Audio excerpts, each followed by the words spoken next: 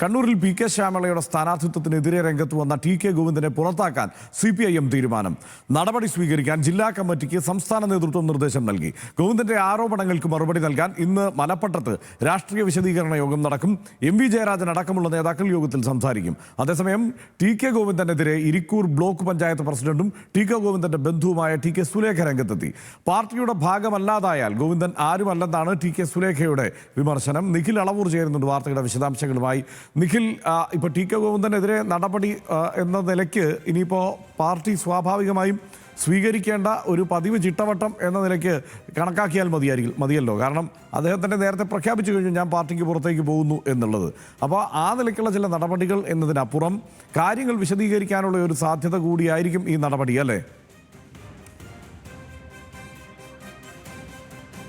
തീർച്ചയായും ഹർഷൻ, അങ്ങനെ തന്നെയാണ്. കാരണം ഹർഷൻ സൂചിപ്പിച്ചതുപോലെ ടി കെ ഗോവിന്ദൻ ഇന്നലെ തന്നെ താൻ പാർട്ടിയുടെ 60 വർഷമായി പാർട്ടിയുമായുള്ള ബന്ധം അവസാനിപ്പിക്കുന്നു എന്ന് പറയുന്നതോടുകൂടി അദ്ദേഹത്തിൻ്റെ ഭാഷയിൽ പാർട്ടിയിൽ നിന്ന് പുറത്തായി കഴിഞ്ഞു. പക്ഷേ സംഘടനാപരമായ നടപടി എന്ന രീതിയിലാണ് ടി കെ ഗോവിന്ദനെ പാർട്ടിയിൽ നിന്ന് പുറത്താക്കുക എന്നൊരു തീരുമാനത്തിലേക്ക് CPIM പോകുന്നത്. അത് ഇന്ന് 11:30 ജില്ലാ സെക്രട്ടറി KK രാഗേഷ് മാധ്യമങ്ങളെ കാണുന്നുണ്ട്. ആ വാർത്താ സമ്മേളനത്തിൽ അത് പ്രഖ്യാപിക്കും. അതിനൊപ്പം തന്നെ ഈ ടി കെ ഗോവിന്ദൻ വളരെ ഗുരുതരമായ ആരോപണങ്ങൾ പലതും ഉന്നയിച്ച ഒരു സാഹചര്യമുണ്ട്. അതിനൊക്കെയുള്ള ഒരു വിശദീകരണമോ മറുപടിയോ ജില്ലാ സെക്രട്ടറിയുടെ ഭാഗത്ത് നിന്ന് ഉണ്ടാകും എന്നാണ് പ്രതീക്ഷിക്കുന്നത്. ഇന്നലെ MV ജയരാജൻ ചില കാര്യങ്ങൾ അതിൽ വിശദീകരിക്കുന്നുണ്ടായിരുന്നു. യാന്തൂരിൽ പി കെ ശ്യാമളയെ രക്ഷിക്കാൻ ശ്രമം നടന്നു തുടങ്ങിയ ആരോപണങ്ങൾക്ക് MV ജയരാജൻ ഇന്നലെ തന്നെ അതിൻ്റെ ചില ഭാഗങ്ങൾ മറുപടി പറഞ്ഞതാണ്.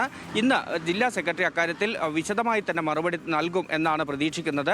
മറ്റൊന്ന്, ഈ CPIM-നെ സംബന്ധിച്ചിടത്തോളം ടി കെ ഗോവിന്ദൻ ഈ പാർട്ടിയിൽ നിന്ന് ഇങ്ങനെ പുറത്തേക്ക് പോകുന്നത് ഒരു തരത്തിലും ബാധിക്കില്ല എന്ന നിലപാടിൽ ഉറച്ചു നിൽക്കുകയാണ് CPIM-ന്റെ നേതൃത്വം ചെയ്യുന്നത്.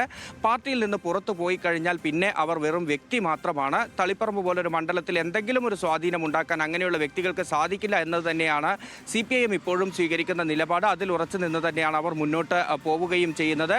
ഏതായാലും ഇന്ന് വൈകിട്ട് മലപ്പട്ടം ടി കെ ഗോവിന്ദൻ്റെ നാടാണ്.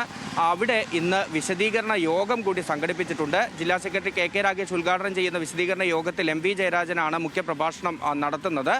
ഏതായാലും ഇക്കാര്യങ്ങളിൽ, അതായത് ഗോവിന്ദൻ പാർട്ടിക്കെതിരെ ഉന്നയിച്ച കാര്യങ്ങളെ വിശദീകരിക്കുക, പ്രത്യേകിച്ചും മലപ്പട്ടം പോലൊരു സ്ഥലത്ത് നിന്നാണ് ഇങ്ങനെയൊരു വിമത ശബ്ദം ഉയരുന്നത് എന്നുള്ളത് പാർട്ടി ഗൗരവത്തോടെ കാണുന്നുണ്ട്. അത് ബാധിക്കില്ല എന്ന് പറയുമ്പോൾ പോലും അതുകൊണ്ട് അവിടെ തന്നെ അത്തരത്തിൽ ഒരു വിശദീകരണം നൽകുക എന്നുള്ളതാണ് CPIM-ന്റെ തീരുമാനം. അതുകൊണ്ട് തന്നെയാണ് ഇന്ന് അവിടെ വൈകിട്ട് 4:30 വിശദീകരണ യോഗം സംഘടിപ്പിച്ചിട്ടുള്ളത്.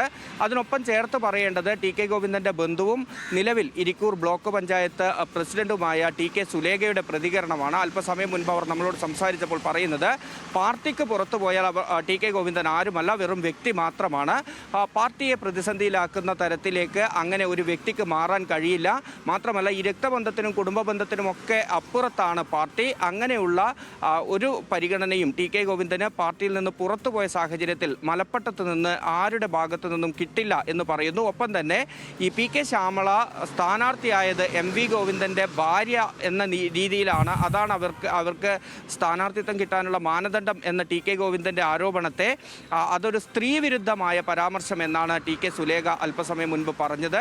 ഏതായാലും ഇതേ സുലേഖയെ മുൻനിർത്തിയാണ് തളിപ്പറമ്പിൽ പി കെ ശ്യാമളയുടെ പ്രചരണം പുരോഗമിക്കുന്നത് എന്നുള്ളതും വളരെ ശ്രദ്ധേയമാണ്.